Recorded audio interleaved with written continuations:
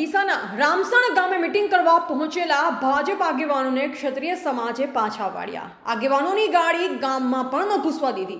ડીસા વિધાનસભાના પ્રભારી રાજાભાઈ ચૌધરી અને પૂર્વ જિલ્લા પંચાયત સદસ્ય સહિતના આગેવાનો ગાડી લઈ ગામમાં પહોંચતા જ ક્ષત્રિય સમાજના લોકોએ વિરોધ દર્શાવ્યો હતો। કેન્દ્રીય મંત્રી અને રાજકોટ લોકસભા બેઠકના ભાજપના ઉમેદવાર પુરુષોત્તમ રૂપાલાએ ક્ષત્રિય સમાજ વિરુદ્ધ કરેલ ટિપ્પણીના વિવાદમાં આજે ડીસાના રામસણ ગામમાં સભા કરવા પહોંચેલા ભાજપના નેતાઓનો ગ્રામજનો વિરોધ કરી પરત મોકલ્યા હતા। રિપોર્ટર મુકેશ ચૌધરી, ડીસા, મધ્ય ગુજરાતનો અવાજ ન્યૂઝ।